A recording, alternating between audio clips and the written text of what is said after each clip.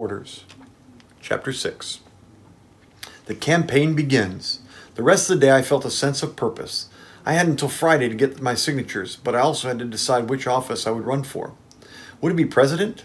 Vice president? Treasurer? Because this was my first campaign, I wanted to learn more about FDR and politics in general. Before heading home, I stopped by the school library. I asked the librarian, Miss Lambini, to help me find some information on FDR. Today, we can go on Google and search FDR, right? Back then, he had to go to the library.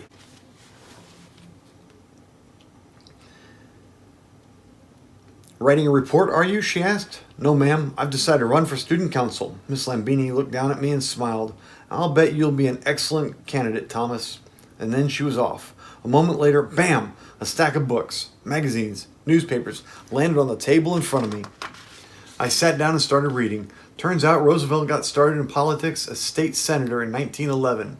Then he ran for vice president in 1920. But then one of the magazine articles caught my eye. There was a picture of FDR swimming in a lake or a pond, and the headline read, FDR rehabs polio at Warm Springs. What was that all about, I wondered? Was he getting better because of the water? I couldn't wait to find out. Why was he in the water? I asked Ruby later during my physical therapy session. Ruby explained that Roosevelt was doing his physical therapy exercise in the waters of Warm Springs, Georgia. In the water, he could move in ways that he couldn't on land. It helped him strengthen his weakened muscles. Then, that's what I want to do, I told Ruby. What do you think? I don't swim, she said. What do you mean you don't swim? I don't swim. I'm afraid of the water. But you grew up on an island. Not everything makes sense, Thomas, Ruby replied. But how are you going to help me do my exercise in the water if you're afraid of the water? That's a good question. Ruby looked at me for a long moment and then broke into her big smile. But we'll figure it out, my strong mom. Coming up the stairs to the apartment, I was hit by the tasty smell of baked potatoes and butter. And if I wasn't mistaken, I even smelled chicken soup. We barely got meat these days now that Pop wasn't working much, and we sat down for supper. I asked my father, Pop, if Roosevelt gets elected, do you think he'll create more jobs for people? He looked at me with a curious grin. I could tell he enjoyed these conversations. It's hard to know for sure until he's in office, Pop replied. I took a big gulp of my chicken soup. It was amazing how the chicken made it taste so much better than when Mom could only afford to use water, potatoes, and a few carrots. So what's the difference between FDR and Hoover, I asked. My father leaned back in his chair and scratched his chin.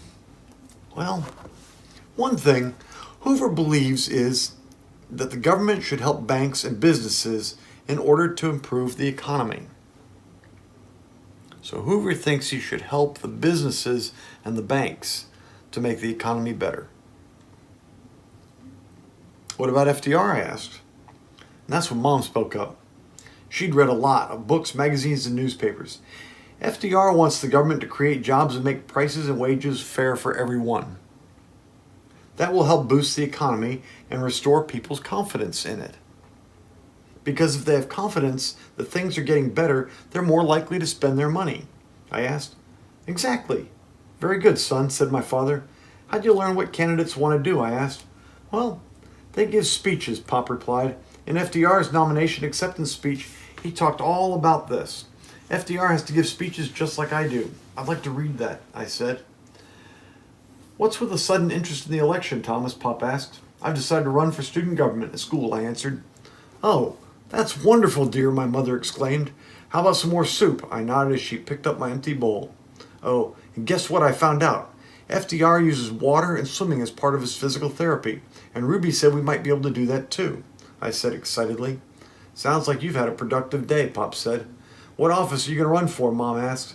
I smiled proudly, sat up straight, puffing out my chest a little. President, I said, just like FDR.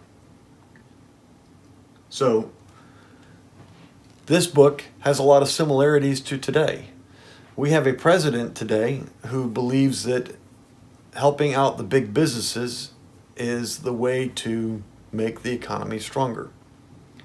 And we have another president running to become president who thinks that helping out the individual person is the way to make the economy stronger, because then the people spend their money, which helps the big businesses.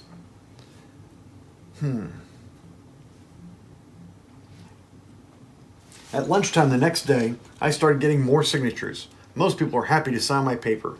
Maybe this wouldn't be so hard after all. But then I saw Wally and his friends coming toward me. What dumb comment will Wally have for me this time? I wondered. But as Wally walked by, he didn't say a thing. Instead, he stuck his foot out and kicked my crutch. I lost my balance and fell to the ground face first. Why'd you fall again, Tommy? He said with a smirk and an evil laugh. Wally kept walking down the hall, laughing with his friends and continuing to hurl insults at me as he went. Darn him. Darn these crutches. I could feel my face getting red with anger, but I honestly didn't know how to deal with Wally. Part of me wanted to fight him, crutches or not. I certainly wouldn't mind giving him a knuckle sandwich. Maybe then he would leave me alone. I wouldn't have to wait for another time I had signatures to get. It would have to wait for another time I had signatures to get. I picked myself up and headed into the lunchroom. I went over to Marjorie O'Hara, the smartest person in our class. She was sitting by herself reading a book, as always. I told her that I was running for president of the student council and asked her to sign my paper. What's your platform? Marjorie asked without looking up from her book. My what? Your platform. You gotta have a platform. You know, some ideas about how you plan to help the school. I can't sign your paper until I know more about your platform. I have to get 50 signatures by Friday, Marjorie, I said. So I need signatures. Marjorie looked at me, straightening her glasses. Well, you'd better figure out your platform soon then. Maybe this wasn't going to be so easy after all. Marjorie did get me thinking, though. What was my platform? What did I stand for? I'd have to give it some thought. After all, I definitely have to talk about it in my speech. I want kids to enjoy school. I want them to have fun activities, and I want kids to be happy at school, I said while walking home with Nikki and Boris. That sounds great. Put in your speech, said Nikki, who was holding the Statue of Liberty he'd made of wood.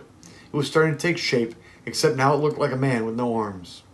You have some good ideas, Tommy, said Boris. Just then I saw Beverly waving from the other side of the street. I think Beverly wants to talk to you, Tommy, Nikki said. Yep, definitely, Boris agreed. I hopped across the street and joined Beverly on the sidewalk. Hi, Tommy. How are you? She asked as she tucked her hair behind her ear. I'm swell, Beverly. I started to get signatures already, and I'm working on my platform. That's great. I'm going to an election rally for FDR tonight with my mother. Would you like to join us? Would I ever? Sure, I said, sounding much calmer out loud than I did in my head. Wonderful. Come by my building at 6 so we can walk there together.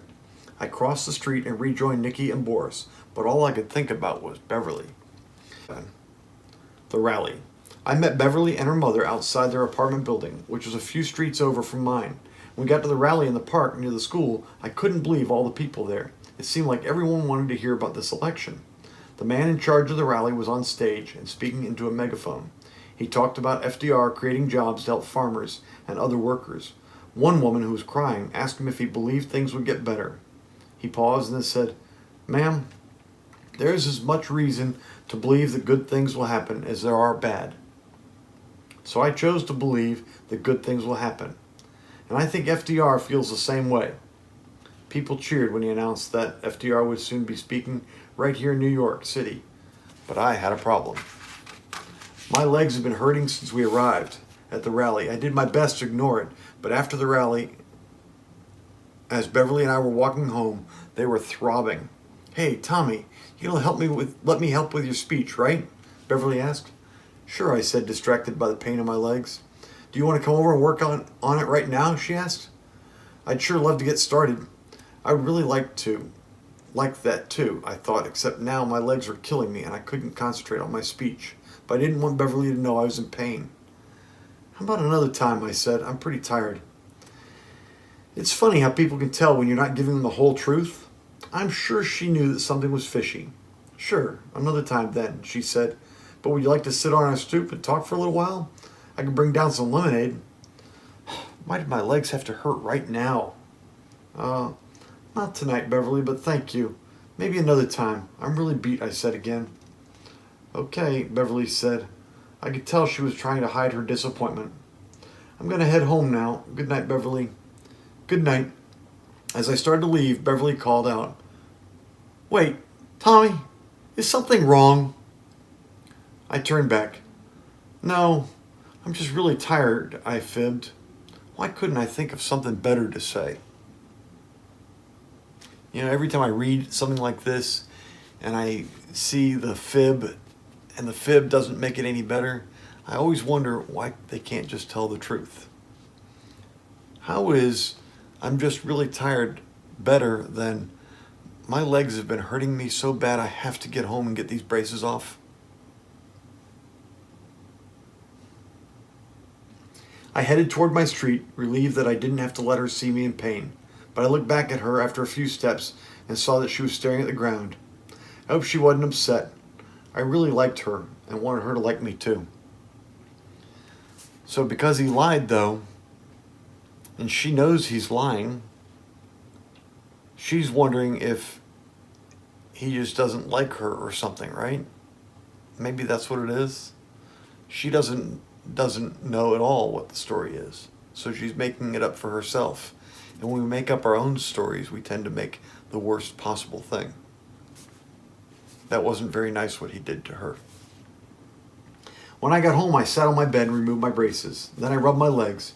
Boy, they sure did hurt. I hadn't been thinking about my legs as much the last couple of days, but sitting here on my bed, I started worrying again. Would I ever be able to run and walk without crutches? And then I remembered what the man said at the rally tonight. There's just as much reason to believe that my legs will get better as there is to believe that they won't. So why not choose to think positive? I also thought about how I didn't tell Beverly the truth when she asked me if something was wrong. I felt bad, but I just didn't want to admit to her that I was in pain. Chapter 8, Lost. The next day at school, I continued getting more signatures, and my legs still hurt. "Why should I vote for you?" asked Virginia Adams. "Sally Lombardi's running too." Several kids asked me the same thing. So I said, I want to make the school great for everyone. I'm still thinking about the best way to do that. But I'd appreciate if you'd sign this for me anyway. You don't have to vote for me if you don't want to. But I think I'll convince you to, especially after I give my speech. Did that just come out of my mouth? It actually sounded pretty good. By the end of the day, I had almost 50 signatures. After school, I took my paper to the playground with me. It was sunny out, and I was feeling excited about getting the rest of my signatures. Just then I heard, "Hey, polio legs!" I turned and saw Wally walking toward me. "Not now," I thought. "Leave me alone. Wally, I've got work to do," I muttered. "What work? What's this?" Wally said as he grabbed for my paper. "None of your beeswax, Wally. Go play stickball or something, will you?" But Wally kept reaching for the paper. I tried to keep it away from him, but he grabbed my arm, and before I knew it, I had fallen down. But I still had the signatures. Wally jumped on top of me and kept grabbing for my paper. A crowd gathered and cheered me on as Wally and I wrestled on the ground. I tried my best to fight back and still hang on to the paper, but it was no use. Wally pinned me to the ground, tossed my crutches out of reach, and snatched the list of signatures from my hand. He stood up and read it, and then he said in a nasty way, "You're running for student government?" I didn't know people with polio legs could do that. I crawled over to my crutches, got back up, and regained my balance. "Yeah, they can, Wally, and all it requires is a brain, which is why you'd have trouble doing it." I smiled to myself, thinking that I'd given Wally a pretty good comeback. When I saw his fist coming toward my face, I realized he was not amused. He punched me so hard that my whole body twisted around. My crutches went flying again as I fell back and hit the ground. Boy, did it hurt. Wally might have been mean and dumber than a box of rocks, but he sure was strong. "You're lucky you have those crutches, Tommy," he said. "No, you're lucky I had these crutches, Wally," I said as I rubbed my jaw and wiped a trickle of blood from my nose. We both knew that it wouldn't be easy to pick on me if I didn't need to use crutches to get around. Wally just stared at me, processing my threat, and then he did something I didn't expect. I thought he was going to tear my paper into shreds, but instead he placed it on the ground a few feet away from me. I crawled over to get it as quickly as I could. But it was a windy day. Before I knew it, a gust of wind picked up the paper, tossed it over the fence, and blew it across the street. All my signatures were gone. "Run! Run and get your signatures, polio legs," Wally sneered as he walked away. But there was nothing I could do.